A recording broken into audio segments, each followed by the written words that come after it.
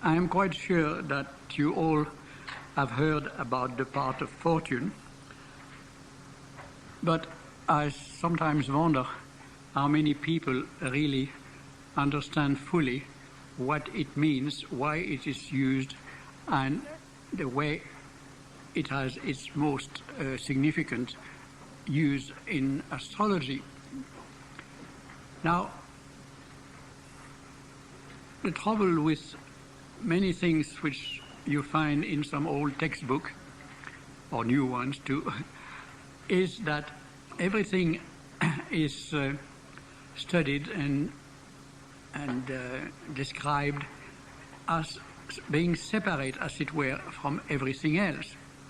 Now, the part of fortune, for instance, most typically, is something which has absolutely no meaning by itself. It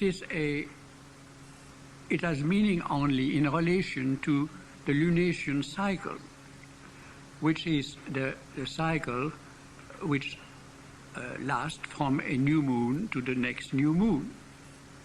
It is the cycle of relationship between the motion of the moon and the motion of the sun as seen from the earth. You have never to forget that as seen from the earth. Now, the moon is new and unseen in the beginning of the cycle. It waxes towards the full moon, then it starts waning, and you have eventually a new moon again. And the whole cycle lasts about 30 days. Now, typical of the misunderstanding of almost anything having to do with astrology is that people refer to it as the lunar cycle. It has nothing to do with the lunar cycle. It is a solely lunar cycle. It is the cycle of the relationship between the sun and the moon, but not the cycle of the moon. The cycle of the revolution of the moon around the earth is a shorter period of 27 and 2/3 or 3/4 of a day, and that is an entirely different matter.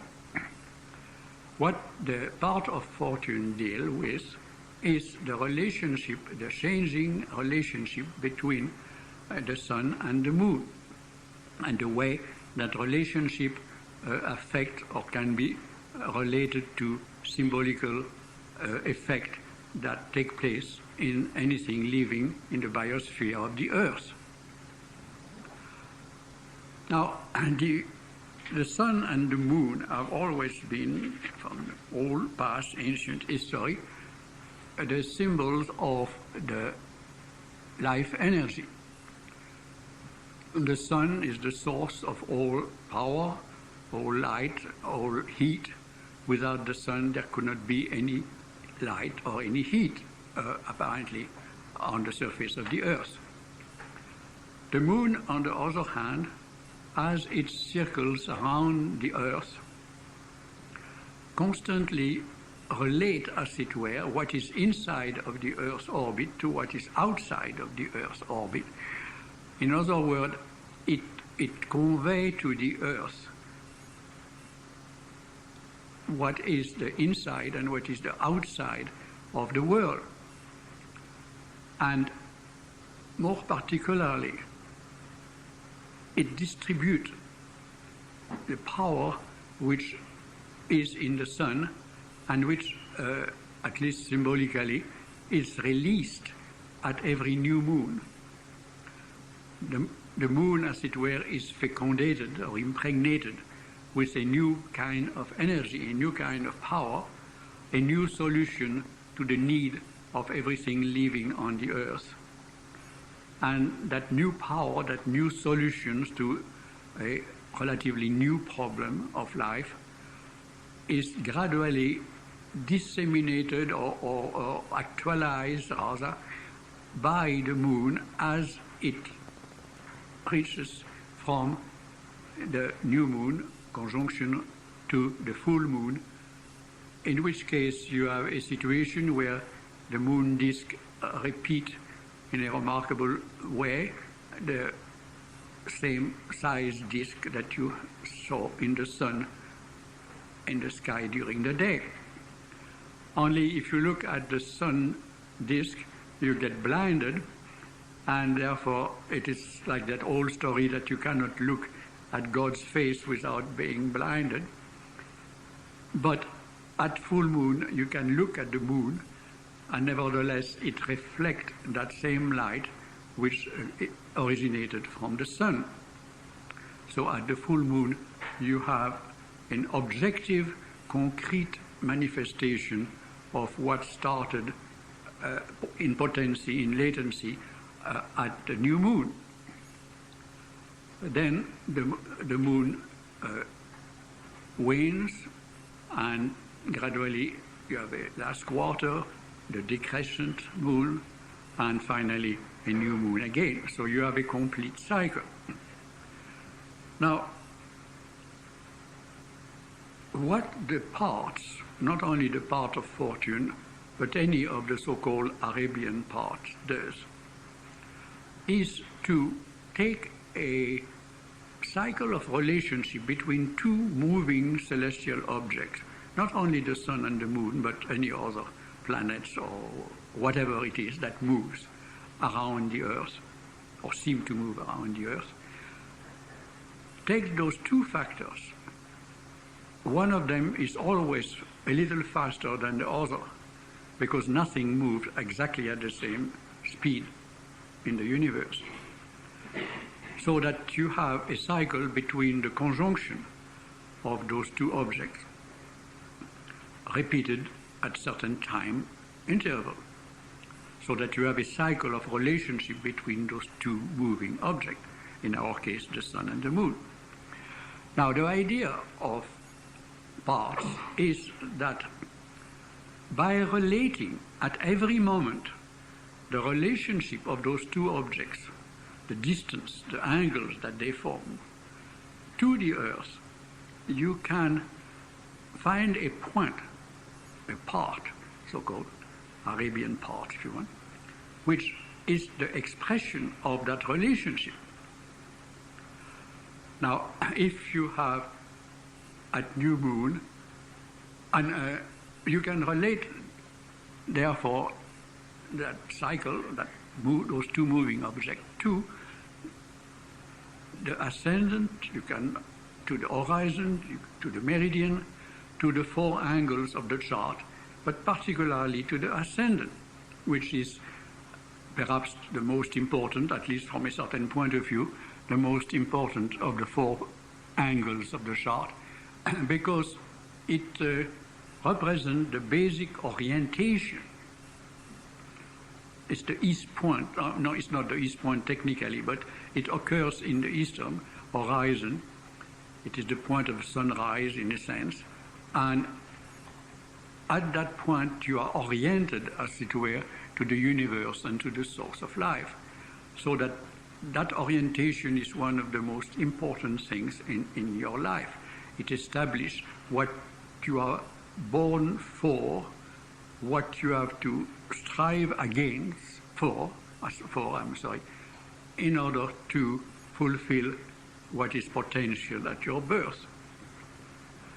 Now, you can relate, therefore, the motion of the sun and the moon, their position in zodiacal longitude, to the ascendant. And you have certain points which vary as the relationship between the sun and the moon varies. So when you have a new moon, for instance, the part of fortune, which is the index of that relationship, is found as the ascendant of the chart. When you have a first quarter moon, you have a part of fortune which is approximately at the nadir, the cusp of the fourth house, not exactly because it depends on the latitude factor, but around that place, at the first quarter of the cycle. At the full moon, the part of fortune is conjunct the descendant, therefore in opposition to the ascendant. At the last quarter, it will be close to the zenith, and it will return again to the ascendant at the next new moon. So that if you trace the motion of that part of fortune through a complete lunation cycle of 30 days, whole months, you can see graphically at once, you see, what is the meaning of that sun-moon relationship at that time. That's all what the part of fortune tells you. You see. Now, I have dealt with that at great length in my book, The Lunation Cycle, which was out of print for a while, but it's reprinted now.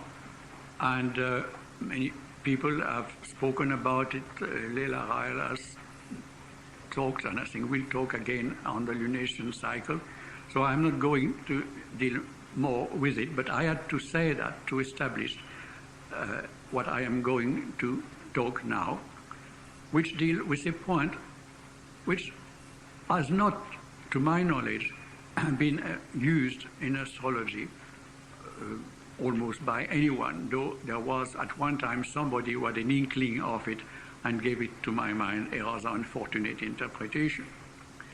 The whole idea is that you have there three factors. Now, let's take purely technical aspect of astrology. You are dealing with three factors: the sun, the moon, and the ascendant. Now, those three factors are perhaps the most basic in a chart. They are undoubtedly the most basic in a chart. And you can, as it were, relate them in different ways. One way of relating them is that part of fortune. What you deal with the part of fortune is you take the distance between the moon and the sun as the moon goes ahead of the sun, that is to say, in the direction of the sign of the zodiac, the natural direction. You take that distance, that arc between the moon and the sun, which tells you what kind of phase of the solar-lunar cycle you are in. You take that angle and you add it to the ascendant, and you have the part of fortune. Now, there is another way in doing it. You can subtract that distance from the ascendant, and you get another part which is called the part of spirit. Now, what is done, the best way to try to understand how this is done, which is very simple, it sounds complicated, but it is extremely simple. What you do to find the part of fortune, you take the longitude of the sun, the longitude of the ascendant, which is the primary factor there. You take the longitude of the ascendant, you add to it the longitude of the moon, and you subtract from the sun the longitude of the sun, the longitude of the sun. You see. Now you can do that in all sorts of ways. The simplest way, let us say that the ascendant is Taurus 15, and you can say 2 and 15, and if it is minute 34, and if the moon is Cancer, you say 4, and whatever the number of degree and minute it is. And then you have the same thing for the sun, and you can subtract there, and you have the longitude of the part of fortune.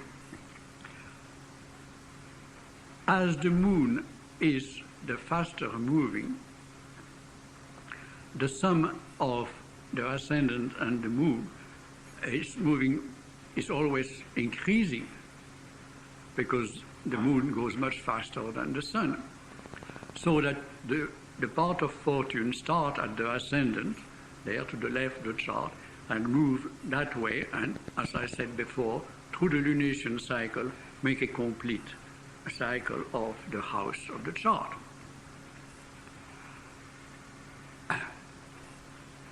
It's not that it makes a complete circuit of the chart, but it makes it, if you take a situation during a complete lunation cycle, you will find that if you make the part of fortune for every day in succession, you will find that it has moved further and further away until it finally reached the ascendant again. If, in the contrary, you deal with what is called the part of spirit, then you do the opposite. You add the longitude of the ascendant and add to the longitude of the sun, and you subtract from it the longitude of the moon. And as the moon goes faster, you subtract more and more, so that instead of having a part which is moving that way during the 30 days, you have a part which is moving that way, which is a retrograde kind of emotion. Now, you have those three factors then, the sun, the moon, and the ascendant. And you can do the same thing with any two planets. For instance, you can make a part for the relationship between Jupiter and Saturn. And as Jupiter moves faster than Saturn, you see, you can add the longitude of Jupiter to that of an ascendant and subtract that of Saturn, and then again you get a part of the relationship Jupiter to Saturn and so on. I just say that not to confuse you, but to show that it is a very basic approach to any type of relationship when you deal with two objects moving which have a particular significance in astrology. And you can make charts of any two factors. The most significant to my mind are when you are dealing with two planets which have a polar opposite, which are complementary in a sense. Well, the sun and the moon are like male and female, Jupiter and Saturn, Mars and Venus are very definite polar opposites, you see. But as I said before, you can do something else to put it in using the same type of calculation. You can add the longitude of the sun to the longitude of the moon and subtract from it the longitude of the ascendant. And you have another point. And it is that point which I have called the point of redemption. Now what you are doing there is something a little different. When you deal with the ordinary part, the ascendant is the basic factor. You are relating the sun and the moon to the ascendant, you see. Here, when you are dealing with the point of redemption, the basic factor is the sun. It is a solar chart that you are dealing with, as it were, in most cases. And what you are looking at is how the relationship of the moon and the ascendant affect the sun. Now, the simplest way and the most telling way, I believe, to deal with the matter is to say that the sun represents the present. That is the energy, the activity which is now. It is the power which is available to you now to do anything, to act, to think, and so on. The moon, in the contrary, in all tradition, occult and astrological, the moon deals with the past. The moon is that which you are born out of. It is that which you are bringing to a new condition of realization in this present life.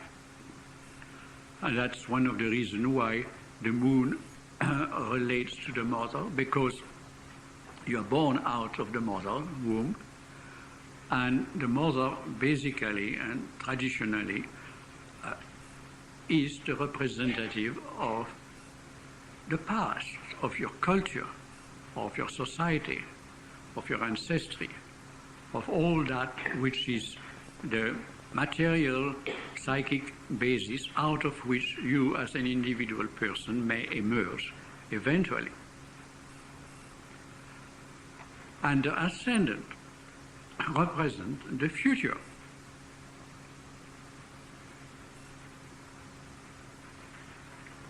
It represents the future in the sense that it is the potential which you are supposed to actualize. It is that which you are born for. It is your dharma in a sense. Dharma meaning the truth of being, the things that you are born for actualizing. Now you may actualize it or you may not. Most of us, of course, do not actualize much of our vast potentiality as human beings. But one of the reasons why we don't actualize it is because we are surrounded at birth by the ghosts of the past. The past is always fighting against the future, because the past, like anything, has inertia, and inertia means merely resistance to change. You see, the past has a certain momentum. What has been built in the past tends to repeat itself endlessly without change. When you have an object moving in free space away from any gravitational pull or resistance of the air, whatever motion it has, speed it has, at now it will keep indefinitely. It is its inertia. So the past tends constantly to reproduce itself. It is the power of habit.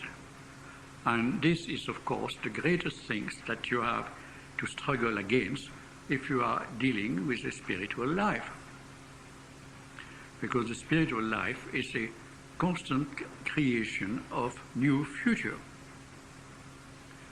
You are constantly actualizing more of the human potential, which is inherent in you by the very fact that you are a human being. So you have those three factors, you see. The sun, which represents the present, the energy disponible, available to you at this time. The moon, which represents that which you emerge from, and that means your tradition, your culture, your family, your race. It may mean also, if you believe in reincarnation, past incarnation. And the ascendant deal with the future, or at least the direction which you have to follow in order to realize, actualize that future. It is the potential which you have to actualize. Whether you actualize it or not, it's another matter. Now, what you do, you see, in that part of redemption is that you are taking the relationship, the angle between the moon and the ascendant, always in the order of the sign. You take that arc, that distance between the moon ahead of the ascendant, and you are subtracting it from the sun. No, you are adding it from the sun. In other words, you are trying to see how the relation between the moon and the ascendant is affecting the way you are using power or energy now in this particular life. I perhaps can read a little bit from an article which I wrote long ago, but which I think is quite good and perhaps clearer if I read it than if I talk about it. Now, Perhaps I should say something a little different in relation to the ascendant and the moon, which I think may clarify what I have said presently. The ascendant represents the work to be done and the precise individual reason for which a person exists as a particular being born at a particular time and place. It also indicates the type of experiences through which a human being can best differentiate himself from the mass and demonstrate actually and effectively his own individual character, his individual genius, the purpose for which he was born. Thus, his essential destiny, which is also his true individuality. Now, there is a point there which I want to emphasize, is the fact that at the ascendant, forget about that old story about the ascendant representing the body and the moon, the personality and the sun, the individuality is one of those old ideas of Alan Leo, who tried to fix up astrology in terms of some not too well understood theosophical concept that he had taken from the Theosophical Society to which he belonged, and at a time when so much of the theosophical ideas were rather materialized and popularized. The ascendant is the most important, is one of the most important things in life, because especially if you are looking for and trying to reach what you are most essentially are as an individual, not as a human being, but as an individual. That is the thing that you find at the ascendant, to some extent in the first house, but particularly as the ascendant itself.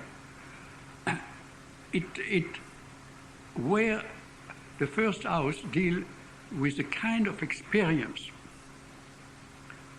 which will best enable you to find out who you are as an individual. You see, every one of the 12 houses represent a basic field of experience. Mark Jones spoke of them as the circumstance of light.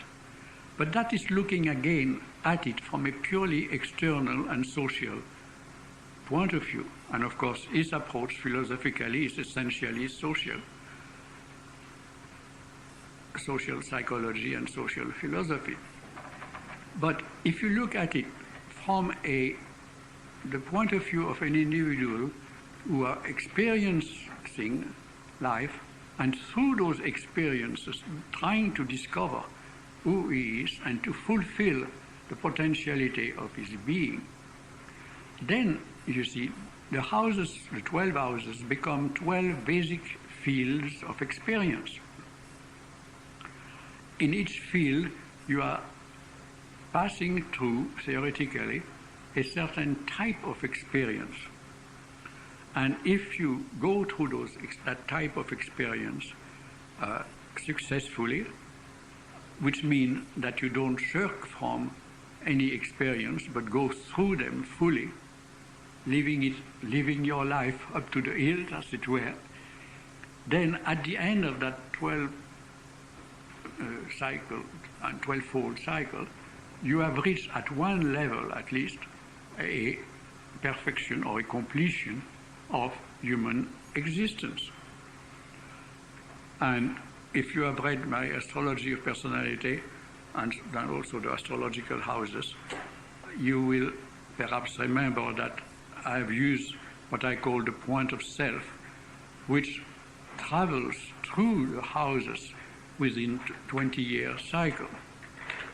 And that it shows how year in, year out, you are moving basically from certain type of experience to other type of experience. And theoretically, you do that 3 times, and you have the 84-year cycle, which is more or less the archetypal form or length of the human being at the present times. a human being who is able to transform himself and therefore to move in a Uranian way from one level of consciousness and activity to another, to the next level of consciousness and activity. The old concept of 70 years, 70 of life, is life as a purely biological level. It is life in terms of the physical organism as it is at the present time. But the moment you are instilling or permeating that purely biological organism with a transformative will of the mind, who is able to understand opportunity for growth and self-transformation, then the cycle changes and become one of at least 84 years. Now, what you have therefore is the sun. You have the power which is at your disposal in order to be what you are, to actualize your potential. And in the moon, you have an image, a symbol of the things which you have to emerge from. Therefore, your past. Because at every moment we have to emerge from the past towards the future.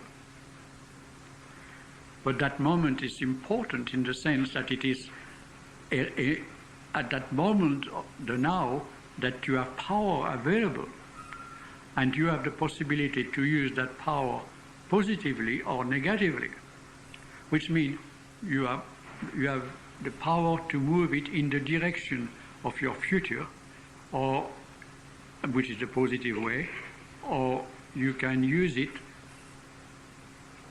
haunted by, obsessed by, and constrained by the past, which is represented by the moon. Now, the moon is the past in this negative aspect, but in a positive sense, it is the individual capacity for adjusting himself to the circumstance of his environment and his heredity. Both types of circumstance represent the past for one's inherited traits, and the type of society, culture, and religion one is born in are factors which, though they must be met in the present, our everyday living, are nevertheless the product of the past. Whatever you are born into is the past. What you call human nature is the past. What you learn in a school is the past. And as I said once when I was trying to work towards a new type of education, every educator should have as a basic principle and tell to his students, you must learn what has happened up to you, because that is already subconsciously in your mind. Try to bring it to the consciousness so that you are really the crest of the wave. You are pushed by all the past that's going behind you, as it were, when you reach that crest point. But you are a darn fool if you repeat it. Because what humanity expects of you is to take the next step. And the point is to take that next step in your own individual way, but a way which nevertheless has meaning only in terms of the humanity which you are contributing to as a father of that future. You cannot say that you are a father unless you have a son or a daughter. It amused me always very much when you speak of a woman as mother, the mother, but a woman is not a mother unless she has a son or a daughter. So that it is only in relation to the future that your transformation of the past has any meaning at all. You as an individual is a process by means of which the past of humanity become the future of humanity. At every moment, all human beings acting today are transmitting agents which take the past and make it into the future. But most of the time, what they do is merely repeat the past or make it worse. Yes. Now, the moon, in a still more positive sense, symbolizes not only the capacity to adjust to the past or society or family or whatever it is, but also the power to redeem this past. An individual of genius, for instance, has to adjust to the past of his culture in order to be able not only to live in it, but to communicate to his people what he has seen, felt, or understood. But this adjustment is only a means to an end, and the end is that the people should be transformed, renewed, redeemed by the new message of the creative individual. If these definitions of the sun, the ascendant, and the moon are clearly understood, we can see what it means symbolically to refer the relationship between the moon and the ascendant to the zodiacal longitude of the sun. The result of the past, the moon, always tend to place difficulties in the path of the work to be done in the future, the ascendant. The past of a culture sets limits to the creative work of the genius eager to build the future. Thus one can see that there is a definite rapport between what one seeks to achieve through the creative and spontaneous self-expression, ascendant, and what our society and its modes of communication allow us to express, the moon. And we can symbolize this relationship by the distance between the ascendant and the moon. Refer this distance to the sun, that is, see how the relationship just mentioned affects our vital forces, and you have an indication of what actually can be accomplished in the task of redeeming the past through creative self-expression. Now, the point of redemption, and I refer to it, you see that in the chart later, as just merely a little cross, not a real small cross, I mean. The point of redemption shows the limits of what can be accomplished by using what the individual has as his command. It shows the limit of what you can do with what you own, what you have available. It shows the conditions in which this redemptive work can be accomplished most effectively, and what it will do to our solar vitality.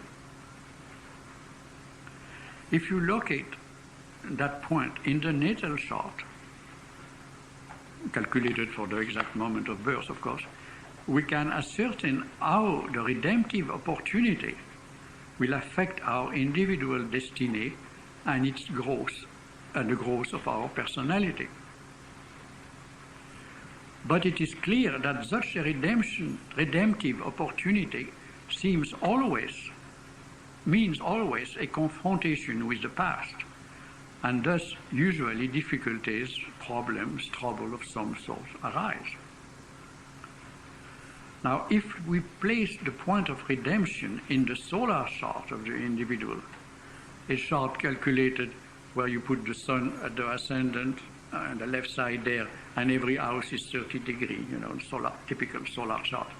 If you place the point of redemption in that solar chart, the solar house in which it falls tells us a good deal concerning how these difficulties and troubles will affect the natural flow of our vital energies. If you look at it in the natal chart with the ascendant, your real ascendant, then you tell more about the circumstance, the kind of experience in which we can meet the ghost of the past and redeem them, as it were. If you put it in the solar chart, you can see how, more definitely, how it affects your solar vitality.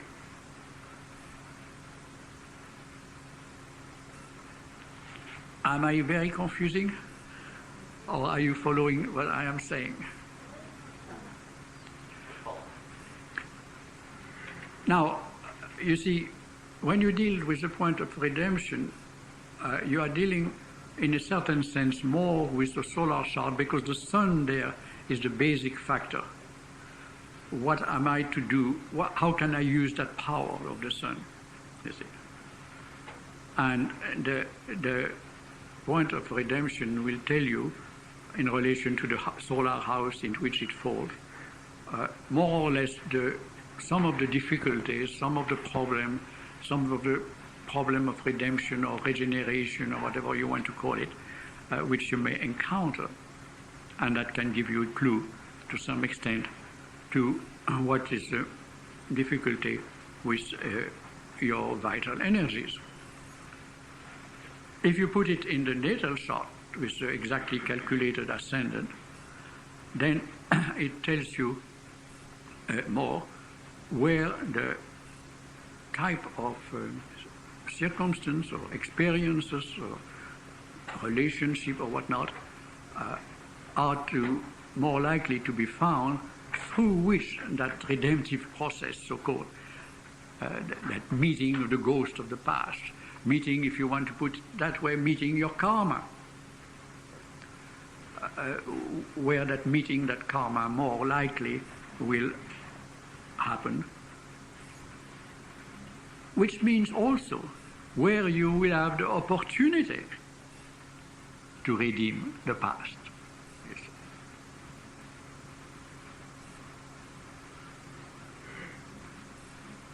Now, I have perhaps it might be a good idea to give an example to clarify the point. Then there are some other things I want to go back to, but one very interesting one chart that I found at the time when I was working on it more, that was long ago, was the chart of the Tsar Nicholas II, the Tsar of Russia, when the Russian Revolution occurred in 1917. He was born on May 18, 1868. And as you see there, I suppose, the sun was at 27 degree 46 of Taurus, the moon at 9 degree of plus, I guess, or 9 about, of Aries, and the ascendant at 9.5 Virgo. Now, if you calculate the part of fortune, you will find that it falls in the Cancer 2044, I think. And the point of redemption, which is the main thing there, and it's marked in red chalk there, fell at 2716 Sagittarius. Now, in the natal chart, it falls in the fourth house, which is interesting point there because it polarized so much that is taking up there in around the midheaven. Now, this is of course extremely significant because what you have there in the unfortunate Tsar is a man who had become the very symbol of the regime, political regime of his nation. He was the great father of Russia, mother of Russia, and the Tsar was the little father, you know. And so that, in a way, at as it faced that chaotic upheaval of the Russian Bolshevist revolution, it became, in a way, the symbol of all the things which had been so corrupt and so hateful in the past of the Russian nation. In a certain sense, his life, as an old friend of mine, a very great Hindu, once told me, in a way you can consider such a life a great spiritual success, because he became a symbol of everything that was negative in his past. And he was like the victim, expiatory victim, which was sacrificed, as it were, to redeem the ghost of the past. In a certain sense, one of the great success from a spiritual point of view that you can do is to become a symbol, to become an archetype, to become a personage who become, like Washington or Lincoln or Napoleon and all that, to become personage whose individuality has merged into a large aspect of humanity, into a great archetype of the culture or the society in which they were born and in which they achieved some spectacular deed.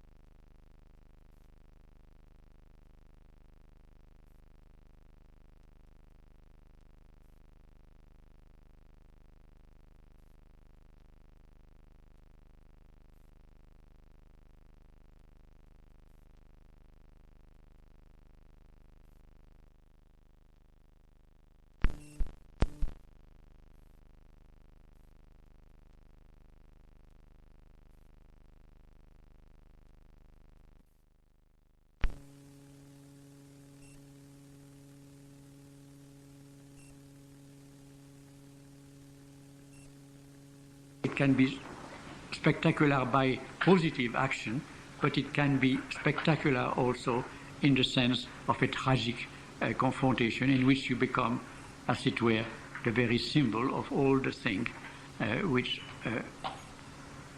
the revolution was trying to redeem, and transform.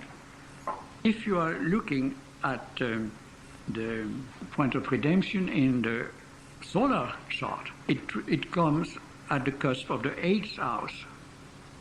It's not marked there, and of course there you have the symbol of the 8th house, the whole idea of regeneration, which is also the symbol of the fruits. The 8th house is the fruits of partnerships. Everything that a culture has provided with hope of relationship. So all that is more or less focalized